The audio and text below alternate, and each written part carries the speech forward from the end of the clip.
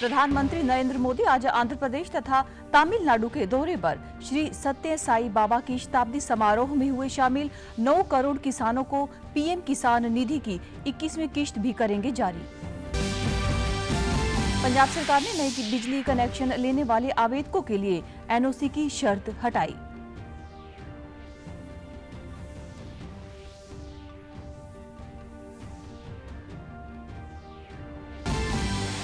हरियाणा के मुख्यमंत्री ने यमुनानगर में श्री गुरु तेग बहादुर जी के शहीदी वर्ष के उपलक्ष्य में उनके नाम पर वन, वन्य जीव एवं जैव विविधता संरक्षण ब्लॉक का किया उद्घाटन।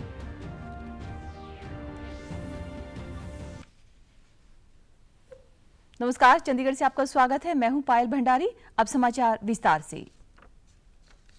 प्रधानमंत्री नरेंद्र मोदी आज भगवान श्री सत्य साई बाबा के शताब्दी समारोह में भाग लेने के लिए श्री सत्य साई जिला मुख्यालय स्थित पुट्टपर्थी हवाई अड्डे पर पहुंचे। पुट्टपर्थी हवाई अड्डे पर मुख्यमंत्री एन चंद्रबाबू नायडू, उप मुख्यमंत्री के पवन कल्याण, जनप्रतिनिधियों तथा अधिकारियों ने प्रधानमंत्री का भव्य स्वागत किया। प्रधानमंत्री ने प्रशांति निलयम स्थित भगवान श्री सत्य साई बाबा की महासमाधि पर विशेष पूजा अर्चना भी की। इस मौके पर प्रधानमंत्री ने अपने संबोधन में सत्य साई बाबा की शिक्षाओं पर प्रकाश डालते हुए कहा कि उनकी शिक्षाओं का प्रभाव हम सब में दिखता है। उन्होंने कहा कि उनके करोड़ों अनुयायी बिना किसी स्वार्थ के मानव सेवा में लगे हुए हैं। हमारी पीढ़ी के लिए सिर्फ एक उत्सव नहीं, यह एक दिव्य वरदान है। आज भले ही वे हमारे बीच दैहिक स्वरूप में नहीं है, लेकिन उनकी शिक्षा, उनका प्रेम, उनकी सेवा भावना आज भी करोड़ों लोगों का मार्गदर्शन कर रही है।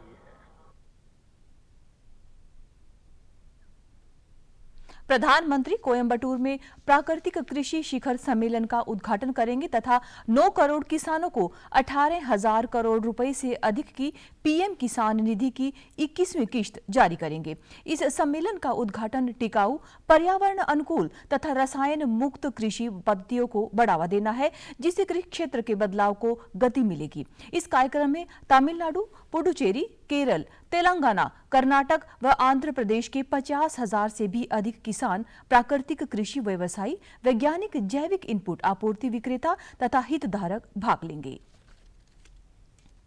पंजाब सरकार द्वारा नया बिजली कनेक्शन लेने वाले आवेदकों के लिए एनओसी सर्टिफिकेट की शर्त हटा दी गई है। पंजाब के बिजली मंत्री संजीव अरोड़ा ने चंडीगढ़ में प्रेस कॉन्फ्रेंस करते हुए बताया कि आवेदकों को लाजमी गारंटी भरने के बाद एनओसी की जरूरत नहीं पड़ेगी। इस बारे में आवेदक को एक स्व घोषणा देनी पड़ेगी। उन्होंने बताया कि इससे पहले लोगों को बिजली कनेक्शन लेने के लिए स्थानीय अथॉरिटियों की एनओसी की जरूरत पड़ती थी, जिसमें देरी होने के कारण उनको मुश्किलों का सामना करना पड़ता था। उन्होंने कहा कि पंजाब सरकार ने लोगों की सुविधा के लिए इस फैसले को बिजली सुधार के तौर पर अमली रूप दिया है। कि बड़ी कंप्लेंट्स आ रही और साडे कोल भी बड़ियां कंप्लेंट्स आ रही सी कि लोकी कनैक्शन अप्लाई कर दिंदे सी, किन्ने किन्ने महीने उन्हां नूं कनैक्शन नहीं मिलदे और मेन रीजन इहदा ये हुंदा सीगा कि उन्हां कोल एनओसी नहीं हुंदा सी। देखो, बिजली बोर्ड एक इंडिपेंडेंट बॉडी हैगी है। ਅਸੀਂ ਇਹ ਚਾਹੁੰਦੇ ਹਾਂ ਵੀ ਅਸੀਂ ਤਾਂ ਲੋਕਾਂ ਨੂੰ ਬਿਜਲੀ ਦਈਏ, ਕਿਸੇ ਹੋਰ ਡਿਪਾਰਟਮੈਂਟ ਨੇ ਜੇ ਐਨਓਸੀ ਨਹੀਂ ਦਿੱਤਾ, ਪਹਿਲੀ ਗੱਲ ਤਾਂ ਲੋਕੀ ਕਿਉਂ ਪ੍ਰੋਬਲਮ ਚ ਆ ਔਰ ਅਸੀਂ ਆਪਣੀ ਬਿਜਲੀ ਕਿਉਂ ਨਾ ਵੇਚ ਸਕੀਏ, ਚਾਹੇ ਕਮਰਸ਼ੀਅਲ ਹੈ, ਰੈਜ਼ੀਡੈਂਸ਼ੀਅਲ ਹੈ, ਇੰਡਸਟਰੀਅਲ ਹੈ। Why we should not be able to sell our power to people. उन्होंने बताया कि बिजली कनेक्शन प्राप्त करने से संबंधित आवेदन फार्मों का सरलीकरण तथा रिकॉर्डों का डिजिटलीकरण प्राथमिकता के आधार पर किया जा रहा है। इससे पहले पीसीएल ने यह फैसला किया था कि एलटी श्रेणी के तहत 50 किलोवाट तक के लोड में नए कनेक्शन या फिर बदलाव की मांग करने वाले आवेदकों उसके बाद उपभोक्ताओं को भवन में बिजली कनेक्शन लगाने के लिए किसी लाइसेंस शुदा इलेक्ट्रिकल ठेकेदार से कोई टेस्ट रिपोर्ट या फिर कोई स्व प्रमाणीकरण किए हुए दस्तावेज जमा करने की आवश्यकता नहीं होगी। हरियाणा के मुख्यमंत्री नायब सिंह सैनी ने कल यमुनानगर के कलेसर में श्री गुरु तेग बहादुर जी के शहीदी वर्ष के उपलक्ष्य में उनके नाम पर वन्य जीव एवं जैव विविधता संरक्षण ब्लॉक का उद्घाटन किया। मुख्यमंत्री ने श्री गुरु तेग बहादुर जी वन एवं वन्य जीव संरक्षण ब्लॉक में विद्यार्थियों के साथ 350 पौधे लगाए तथा इस राष्ट्रीय उद्यान में सफारी ट्रेल का शुभारंभ श्री गुरु तेग बहादुर जी के द्वार का उद्घाटन भी किया। मुख्यमंत्री ने एआई आधारित monitoring tower, tree canopy walk तथा 3 स्तरीय वॉच टावरों का शिलान्यास भी किया। उन्होंने यमुनानगर के प्रतापनगर किशनपुरा के 45 एकड़ में बनने वाले कृषि महाविद्यालय का नाम श्री गुरु तेग बहादुर जी के नाम पर रखने तथा यमुनानगर कपाल मोचन सड़क बाईपास की फिजिबिलिटी चेक करके उसके निर्माण की भी घोषणा की। मुख्यमंत्री ने कहा कि प्रधानमंत्री नरेंद्र मोदी द्वारा 5 जून 2024 को विश्व पर्यावरण दिवस के अवसर पर शुरू किए गए एक पेड़ मां के नाम रूपी अनूठे अभियान के तहत 1,87,00,000 पौधे लगाए गए हैं। इस वर्ष दूसरे चरण के तहत 2,10,00,000 पौधे लगाए गए हैं। उन्होंने कहा कि वर्ष 2014 से अब तक 18 करोड़ पौधे लगाए जा चुके हैं। मोदी जी ने भी 5 जून 2024 को विश्व पर्यावरण दिवस के अवसर पर दिल्ली के बुद्ध जयंती पार्क में पौधारोपण करते हुए एक पेड़ मां के नाम इस आदित्य अभियान की योजना इसका शुभारंभ किया है।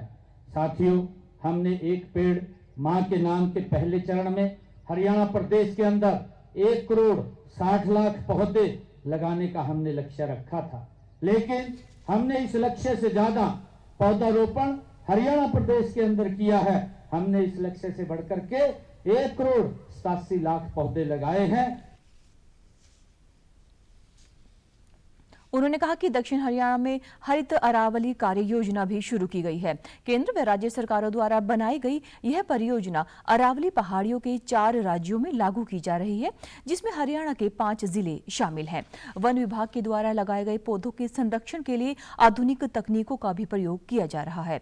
इसमें पहले से लगे हुए तथा हर वर्ष होने वाले पौधारोपण की 5 वर्ष तक हुई उनकी ग्रोथ पर कड़ी नजर रखी जाती है। इसके अतिरिक्त औषधीय पौधों के संरक्षण एवं संवर्धन के लिए विभिन्न जिलों में हर्बल पार्क विकसित किए गए हैं। मोरनी क्षेत्र में अंतर्राष्ट्रीय स्तर का औषधीय वन तथा करनाल, पंचकूला व सोनीपत जिलों में ऑक्सीवन भी बनाए गए हैं।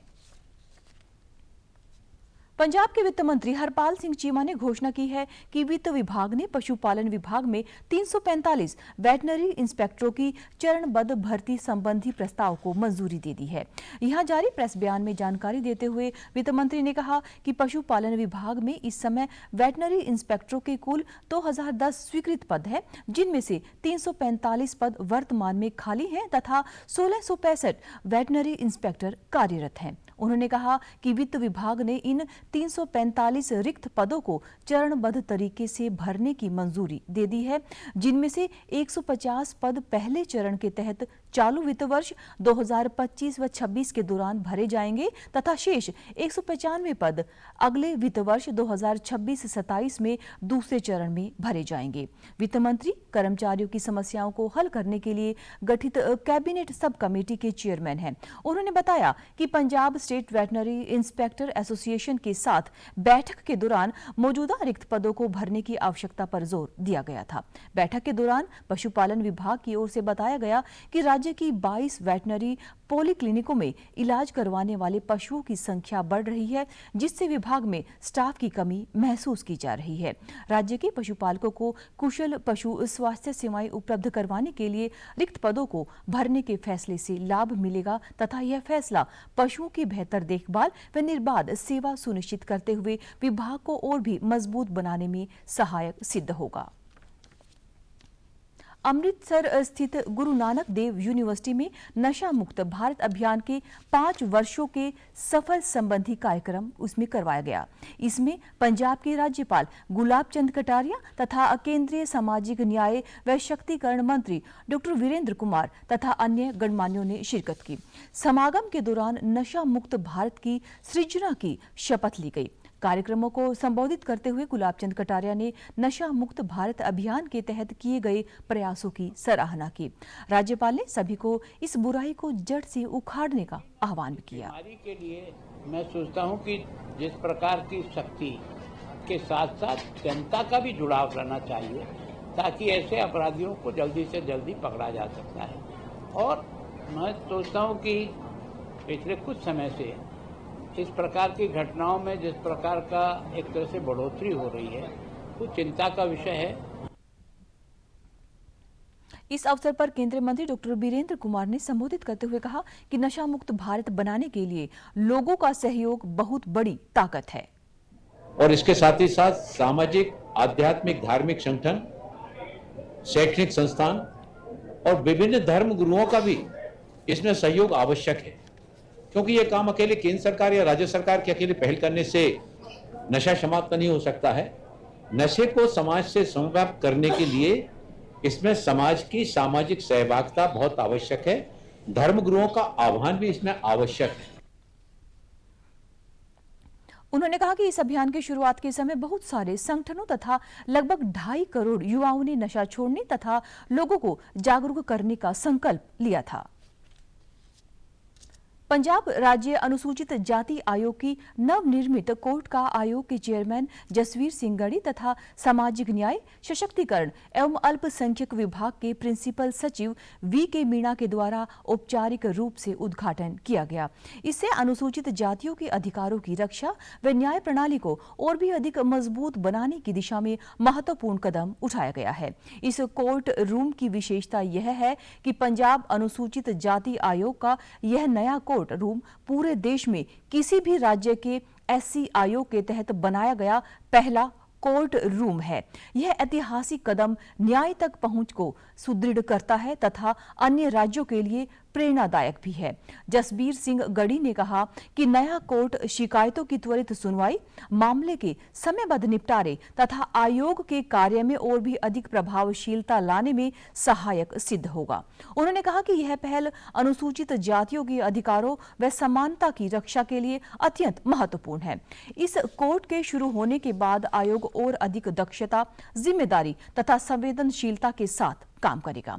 उन्होंने भरोसा दिलाया कि आयोग में आने वाली हर शिकायत को प्राथमिकता के आधार पर सुना जाएगा तथा लोगों को समय पर न्याय प्रदान किया जाएगा। बहुत जल्द आयोग के द्वारा ऑनलाइन कोर्ट भी शुरू की जा रही है ताकि लोगों का कीमती समय व धन को बचाया जा सके। हरियाणा के खाद्य एवं आपूर्ति मंत्री राजेश नागर ने कल चंडीगढ़ में विभागीय अफसरों के साथ समीक्षा बैठक कर अनाज खरीद में हुई खामियों को लेकर चर्चा की। इस बैठक में उन्होंने विभाग के कुछ अफसरों की कार्यप्रणाली को लेकर सख्त कार्यवाही के निर्देश दिए। मंत्री ने कहा कि विभाग जल्द ही ऐसी तकनीक लाने जा रहा है जिसके बाद अनाज खरीद में किसी प्रकार की गड़बड़ी की आशंका को खत्म किया जा सकेगा। उन्होंने बताया कि हम जल्द ही इस तकनीक को लेकर आएंगे जो मंडी में आने वाले अनाज की पूरी जानकारी रखेगी। इसके साथ ही हरियाणा में पैदा होने वाले अनाज की भी पूरी जानकारी अपडेटेड रहेगी। मंत्री ने अधिकारियों को निर्देश दिए कि उचित दर दुकानों पर राशन वितरण में शिकायतों को लेकर डिपो होल्डरों पर कार्रवाई में समय न लगाया जाए तथा राशन दुकानों पर 10 तारीख तक वितरण हो जाना चाहिए व स्टॉक के बारे में भी बोर्ड लगा होना चाहिए। मंत्री ने राशन की दुकानों पर समय पर राशन का पहुंचना तथा बांटना सुनिश्चित करने के लिए भी निर्देश दिए। एक दो जगह हमारी जो छापामारी हुई है, चाहे यमुनानगर की बात करें, करनाल की बात करें और कुरुक्षेत्र की बात करें, उसमें जो कुछ लोगों को हमने ऑफिसर्स को भी सस्पेंड किया है और उसमें जो कमियां पाई गई हैं उसके लिए एक टेक्निकल और एक एजेंसीज को हायर करेंगे जिससे एआई की तो उससे हम जो ये चोरियां हो रही है या गड़बड़ हो रही है उसको हम रोक सकें। उसके बारे में हमारी एक टेंडर के लिए बात हुई कि किसी एजेंसी को हायर करके इस तरह का एक टेंडर किया जाए, जिससे ये जो गड़बड़ हो रही है या जो चोरी हो रही है इसको रोका जा सके। उन्होंने चावल मिलों की स्टेटस रिपोर्ट तथा फिजिकल वेरिफिकेशन के बारे में भी सख्ती बरतने तथा समय पर काम करने के निर्देश दिए हैं। और आप हमारे समाचार YouTube channel DD news Chandigarh, Facebook DD news Chandigarh व social media X DD news CHD पर भी देख सकते हैं। तो समाचारों का सिलसिला आज यहीं समाप्त होता है। नमस्कार।